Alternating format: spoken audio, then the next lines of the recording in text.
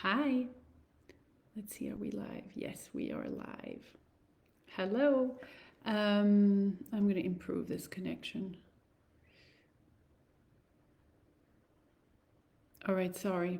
There we go. Now we're good. So, hello, and today we're going to be talking about your capacity to be in the moment when you're acting, when you're taping, when you're rehearsing. And is that actually really possible for you to really be in the moment? So let's look at what the moment actually is. So, when you're rehearsing or preparing a scene, mostly that's when it happens. And usually you may lose it when you're taping for something big. And so you're concerned about the result, or it's a big scene on set and there's a lot of pressure. So you might lose the moment. But when you are in the moment, it's that exhilarating sensation of really like every single moment, it feels fresh. It feels new. Like you're opening your mouth as the character. You're not having your thoughts. You're really, really discovering every breath, every moment that you're being the character, you're discovering how it's coming out. And it feels incredible. It feels blissful. It feels free. It feels like joy. And you're like on fire. Some people use the word being in the zone. Some people use the word in flow state, like athletes. So it's really a state of being that feels incredible. And that really is why you're acting. So when you started acting, probably you were younger, maybe you were even a child, and that sensation of acting felt so wonderful that you were like, oh, that's intoxicating. I want to spend my whole life doing that and feeling that version of me where everything quiets down in there in the top of my head, and I'm suddenly really, really present. I'm in the moment. I'm actually there. I'm alive. And so it's a very different sensation than maybe when you're taping for an important job, or when you're on set and there's a lot of pressure, where you're feeling that you're just trying to do the scene right, or you're trying to look good. You're trying to guess what other people want, what the casting director wants, what the director wants, what the scene partner wants. You're actually not really present in the moment. You're really like efforting to be perceived in a good way, but you're not really present living the moment. You're busy being outside of you, struggling, efforting, like trying really hard to also remember your text, to push on the emotions that you think should be there. So this is all about control, and it feels like force, fabrication, pushing, effort, hard work, control. So it's a very different sensation than being in the moment in flow state, where you're not thinking about anything, there's no effort, you're just really there showing up, and you're discovering life as it is in the moment. And the problem is, of course, that when you have a big opportunity, a big tape, or when you're in a casting office and you're feeling the pressure, or in this big text, big names, big project, big money, usually you may lose the moment, and you may be back into that struggle control mode, trying to manipulate your performance, trying to look good, trying to do it right. And that feels horrible. When you're stuck in that state, when you're blocked in that state, acting sucks. It doesn't feel good. It's not satisfying. It's not fulfilling. It's kind of yucky. It's kind of so much stuff is going on. You don't even know what's going on, but it's terrible definitely compared to being in the moment. So so that's not why you started acting, right? And maybe that's what you're finding yourself a lot in. And so maybe you're doing more and more acting classes, desperately looking for that acting class or that level of acting mastery that you could get to, like if only I could, I'm going to keep working and I'm going to do hard scenes and I'm going to join that acting class or that studio, and then I'll work really hard, and then I'll get to a level where I'll always be in the moment. And the problem is you've probably tried that for a long time, a lot of years, because I see a lot of actors come in our community, and that's exactly what I'm hearing. Whether you've tried that for 10 years, we even have actors who are acting a lot, who are working a lot, and they keep studying so hard and trying so hard, and they can never really be in the moment. So the question is it possible for you to be in the moment when it matters? Is it possible for you to really have access to that incredible space where everything flows, where you're the character, you're not being yourself, and you're really focused on your character's needs, and every time you say something, you're discovering as you're saying it, and it feels exhilarating and fully alive and thrilling and joyful, and like you're flying, like you're high, like you're in flow state, you're in the zone. Is that possible? Is the question that I would like for us to look at today. And the place that I'm going to start is to look at the root of why you may not have access, or why it may even be impossible for you to really be in the moment. So let's rewind. Let me take you on a little past exploration. So all of us, when we're little, when we're born perfect, pure, yourself, you're 100% your DNA, you're 100% unique, free, truthful, you're just you. You don't even need to go up there to oh yeah, yes, Jose, it drives you crazy to study scripts in acting class. Yes. So, but I'm gonna look at your questions after. But so, yeah, you're not up there as a child before being conditioned by your parents in school, before being programmed to behave in order to please others. When you're completely you, when you come to this earth, you're always in that flow state. You're always in that zone, because there's only one version of you, and you come and you feel the thing and it stimulates you, and you feel and you express it, and then you feel something else and it goes in your body and you feel and express it. You're completely pure.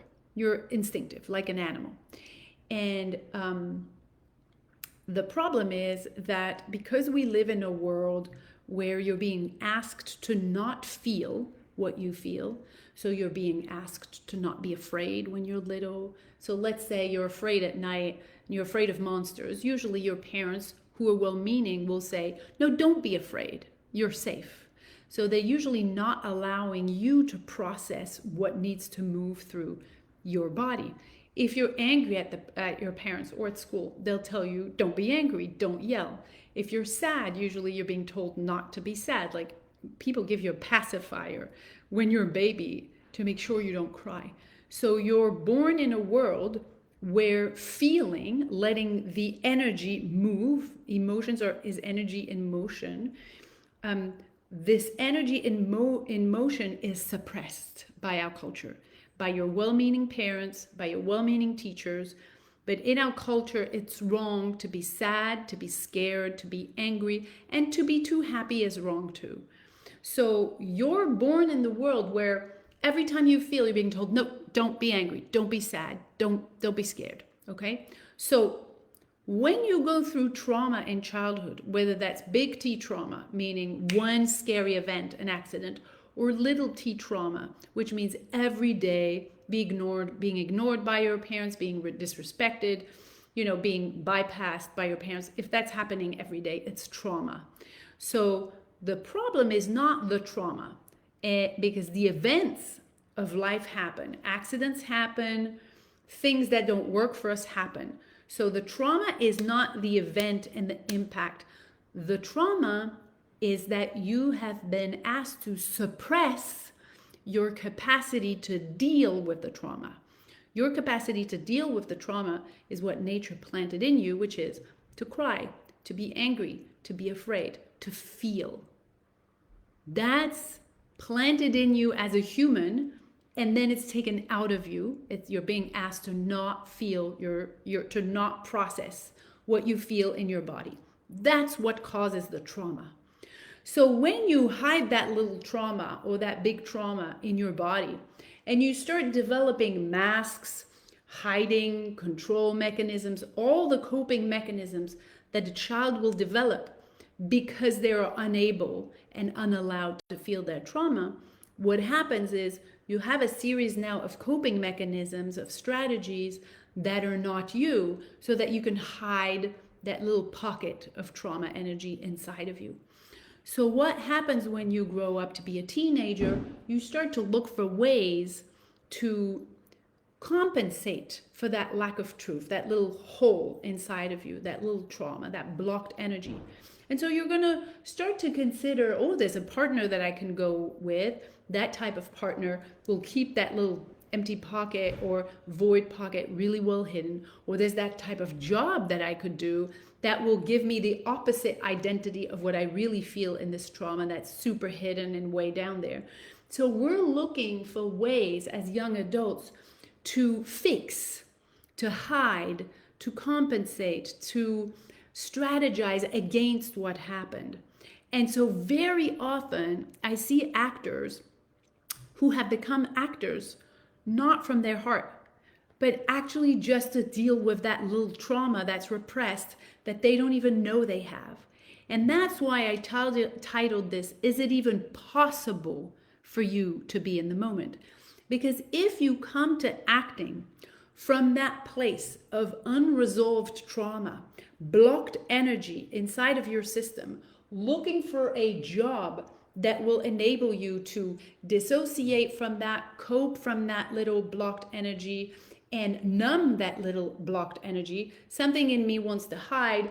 And if I succeed as an actor, if I'm being seen, then I've kind of solved that problem. Actually, you haven't, because you can never solve an inner problem with an outer solution. It has to come from the inside. So that's what I mean. Are you even able to be in the moment? Mostly, when I start working with actors, the answer is no. No matter what level these actors have. Because mostly, people are unconsciously choosing partners and jobs and making major life decisions to cope with that blocked energy that's in the back. And that's where your truth is. So the work to do in order to be in the moment is not to learn more acting, is not to do more acting class. It's not to become better at acting. It's not to master the art of acting, but actually the opposite. The work to do in order for you to be in the moment is to undo all of that so that you can finally go back to those little pockets of trauma that are blocking your energy inside of you, and so that you can process them, you can feel them, you can move through them, and then you'll be back in your body. Then you'll have your energy.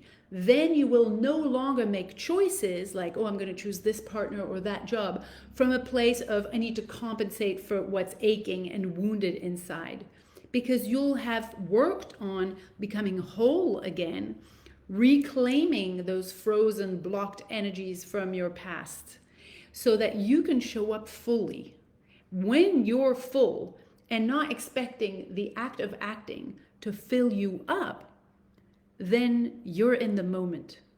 So what I'm saying is, no, you can't be in the moment unless you've cleaned your instrument out of the blocked energies from the past.